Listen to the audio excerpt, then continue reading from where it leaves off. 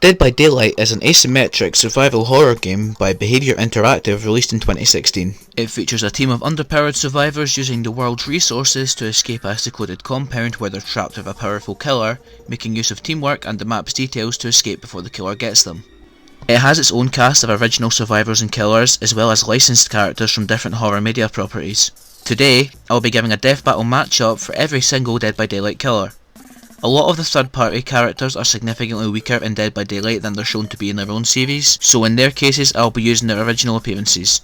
Also, since in-game the killers preserve their victims to be sacrificed to the entity, we should presume that in the fights they'll be just trying to kill their opponents. There will also be timestamps in the description if you just want to watch the matchup for a specific killer. Without further ado, here is a death battle matchup for every Dead by Daylight killer. The Trapper vs Jason Voorhees. Both masked mass killers, with one being a rip-off of the other. They both hunt down people one by one with bladed weapons primarily and obsessively worship one of their parents. Jason likely wins, since even though Trapper scales to DBD Freddy Krueger, he's much weaker than movie Freddy, who Jason beat in their crossover movie. Besides that, Jason has strength feats such as throwing a car, which is more impressive than the Trapper scaling to the Wraith who ripped out a guy's spine and skull. However, I do think this could be a great battle, since, for instance, they could both be trying to target and kill one person and then get into conflict over who gets to kill them.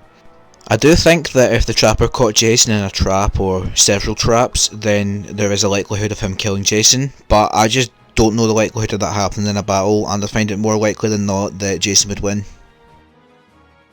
The Legion vs Pain, both individual characters embodied by a group of characters.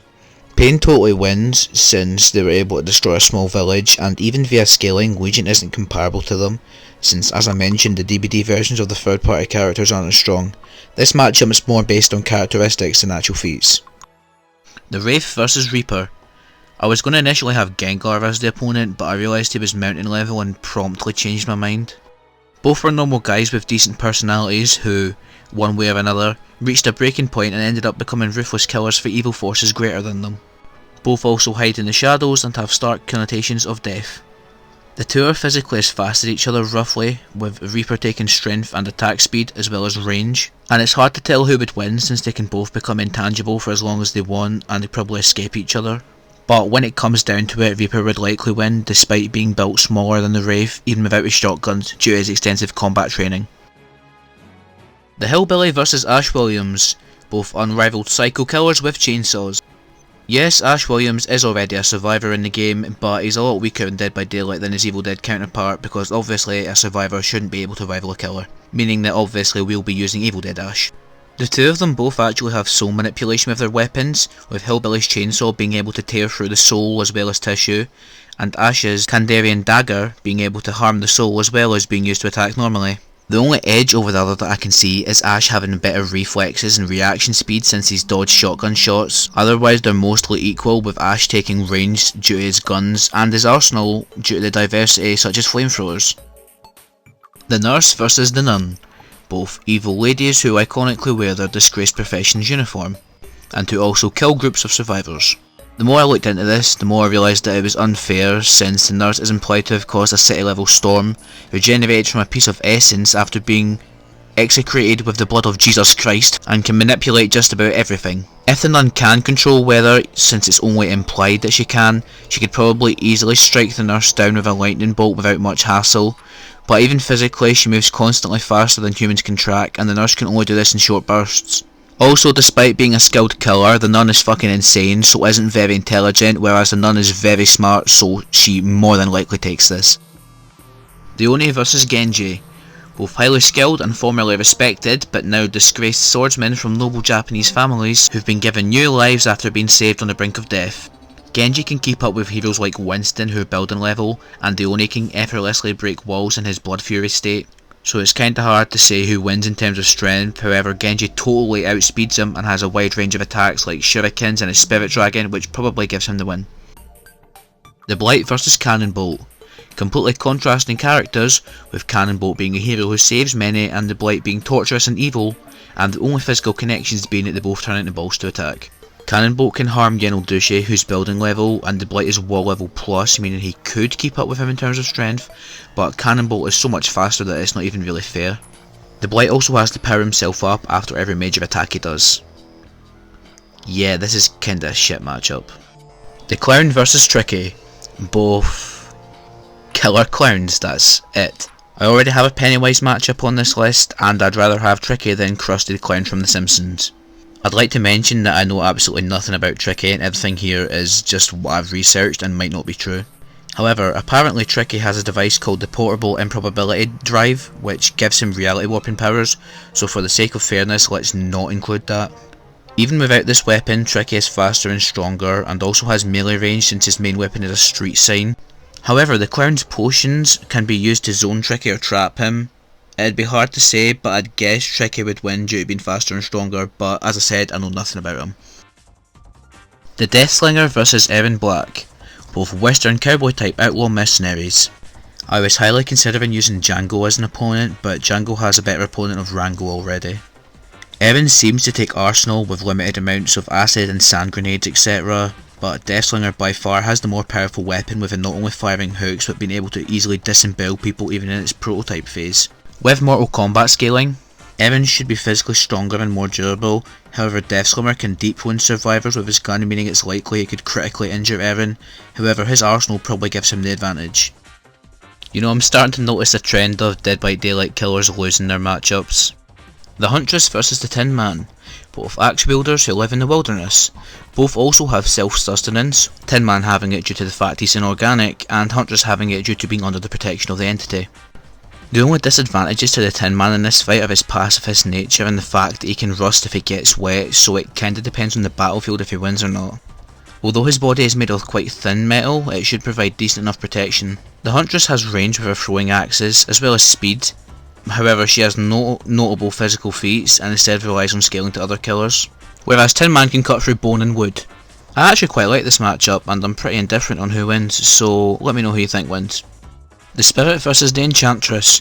Both bodies possessed by ancient spirits who seek revenge in blood, and have strong deep connections to family in their story. Apparently the Enchantress can be multi-continental, however she's only shown to be city block level, but the Spirit can become intangible and probably dodge just about anything she has to throw at her.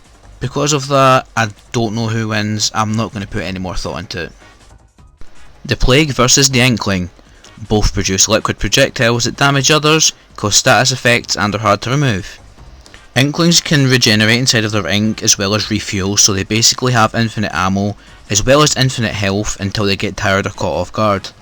Inkling takes arsenal, range and movement speed, but Plague probably takes physical and projectile strength, although she only has a few meters of range with her vomit. I just realised that the Inkling is made of ink and water instead of actual tissue, so the necrosis effect of the Plague's vomit might not have as strong as an effect on the Inkling, if any effect at all. Inkling is much faster inside of the ink and can probably zone the Plague since they take range, so I would guess they win. The Doctor versus Richtofen. I should mention straight away that Richtofen is tier 2A with the summoning key, and I don't need to explain why that wouldn't be fair. With that out of the way, both are insane, twisted and torturous doctors who use electric weapons. Richtofen is insanely smart and would no doubt craft a brilliant plan on the spot. However, most versions of Richtofen have either schizophrenia or severe paranoia. The Doctor can make these disorders much worse with his madness inducing. However, his range only goes to several meters, whereas Richtofen has a bunch of upgraded weapons to take him at range, as well as the upgraded Ragnarok DG5s at close range, which would be a great match for the Doctor's electric baton. The coagulant-based Gobblegum allows the player to last longer while injured and awaiting recovery for a time, so it's presumable that in a non-gameplay scenario it would make Richtofen a lot more tolerable to pain and damage. Other Gobblegums like Danger Closest make him immune to explosive damage for a time, and the Armamental Accomplishment Gobblegum gives him significantly increased reaction speed, so he should be able to perform exceptionally in combat. I honestly don't know who wins this one, because although the Doctor can drive Richtofen insane, he's already very insane and can take range and arsenal by a long shot. The Twins versus Feather and Tor. I considered the Twins from Terraria as an opponent, but two Brain and Brawn tag team duos of one small child and one massive brute from Gory Games. Victor is often the one weaponised by Charlotte, usually as a projectile, whereas Feather controls Tor from his back, so the two fight completely differently. Tor is slow and relies on Feather's input to attack usually, but once Victor is commanded to do something he'll keep at it until he's injured or Charlotte tells him to stop. Ferret often harms Tor to increase his damage output, which could make him easier to get hit with a weaponised shield like Victor. In a battlefield scenario, it's likely that Victor will injure Ferret a decent amount before being killed, and then Ferret will have harmed Tor in an attempt to get him to attack harder and more frequently, but Charlotte will only be able to kill Ferret, for instance if she jumps off of Tor to attack or he swings her, but Tor's massive size and brute force will probably allow him to kill Charlotte and the duo to win. The Trickster versus the Joker. Both very deranged criminals who were famous or otherwise well known before their crimes, who often both leave clues to mislead authorities, and often gas people, and also dress very similarly. Joker has an immensely high pain tolerance, but luckily the Trickster has a plethora of throwing knives that is disposable, which, you'll know if you've played against him before, are really fucking annoying. Arkham series Joker is the most fair version to use for this battle. Trickster takes range and weapons, but not arsenal since Joker has toxic Joker gas, which he himself is immune to. Joker is physically on par with and possibly stronger than Arkham Batman, making him roughly small building level, whereas Trickster is nowhere near as physically strong. Yes, his throwing knives would be useful, but Joker's high pain tolerance, greater strength and easy access to gases, which he himself is immune to, give him the win. The Hag versus Fat Mama from Yo Mama. No, this isn't a shitpost matchup, what are you talking about? In all seriousness, the Hag has no good matchups. Michael Myers vs Negan. Both psychotic killers from horror media who attack and terrorise groups in camps. I spoke about this a long while ago in my Dream Death Battle Ideas video. Both have similar strength feats such as crushing skulls, however I concluded that Negan wins back when I made that video and I cannot be bothered researching it again. Ghostface vs the Fisherman. I actually had no clue about this matchup or even that it existed until my good friend Delicate Danny suggested it. He explained the connections as masked killers from 90s horror movies whose faces are hidden up until the end, who primarily go after bored and horny teenagers, who they kill in very creative ways using their intelligence and the environment. The main girl survives throughout the entire series. Both movies feature actors from the live action Scooby-Doo cast and both have shitty sequels. So thanks a lot Danny. As for who wins, apparently DBD would give Ghostface the win, which came as a total shock to me because no killers are really above wall level in DBD. But since we're using Scary Movie Ghostface, the Fisherman wins due to, and I quote from Danny again, some supernatural bullshit. The Demogorgon versus the Xenomorph. The matchup's done to death, I don't care enough about other series to research it enough, Xenomorph wins. Leatherface versus Resident Evil's Chainsaw Man. Both masked, chainsaw-wielding murderers who are the most notable out of their larger groups of killers. Chainsaw Man is physically able to harm the protagonist Leon, who can survive attacks from Tyrant T-103, who is able to destroy the floor of a building, and Leatherface isn't much stronger than an average human, I don't think. I might be completely wrong, but I think Chainsaw Man takes it. Pighead versus Elijah from The Walking Dead. Both highly skilled mass killers who kill for the benefit of their groups and leaders.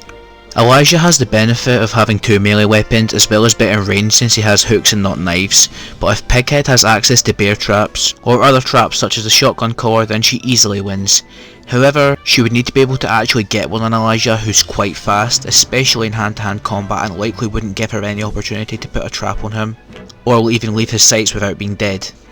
Elijah kills indiscriminately and likely wouldn't have an issue killing a woman, based, and I've no doubt he can overpower and outspeed her, so it's very likely he wins. Freddy Krueger vs Pennywise. Notorious child-killing, mind-manipulating demons, and probably 2 of the most iconic horror characters of all time. This matchup has already been done to death and I doubt anybody wants to hear me in particular explain it in length, but just about everybody I asked tells me that Pennywise wins, even though apparently he was proven recently to be weaker than thought, and Freddy has better abilities. Nemesis vs Terminator. Tank-like bioengineered one-man armies with powerful weapons. Nemesis possesses weapons such as rocket launchers that can use tentacles to attack, but both are fairly equal in terms of strength. Terminator can create explosions which can be felt from over 1,000 meters away by detonating his fuel cells. So this is a tough one, but I'd probably give it to Nemesis due to him being physically massive and strong enough to probably destroy the Terminator's metal body before the Terminator can destroy his. Pyramid Head vs Guts. I know nothing about either characters, both have big fucking swords, Guts wins. This matchup's only here for the sake of necessity. Pinhead vs Scorpion. Both demonic beings who gained their powers in hell and attack with chains and hooks. I had no clue until writing this, but apparently Pinhead shitstomps. I know Pinhead controls his hooks mentally and Scorpion has to physically throw and grab them, but I had no clue how fair this was. Scorpion takes combat experience, but Pinhead takes just about everything else. And that does it for this video. I know some of the matchups were a bit shit, but they were all included for the sake of necessity. The matchups on this list I'd most like to see on Death Battle would be Freddy vs Pennywise, Nemesis vs Terminator, and Huntress vs Tin Man, despite the last one being quite unlikely. If you had any better ideas, please let me know in the comments below. Also, if you want to see a video similar to this for a different series or franchise, let me know in the comments below and I'll consider it. Releasing this video has got a big massive fucking burden off of my chest because it's been in production since February and now it's finally finished in September. Also, thanks to everybody that you'll see on screen right now for their help with this video, it couldn't be done without them. And that's about it.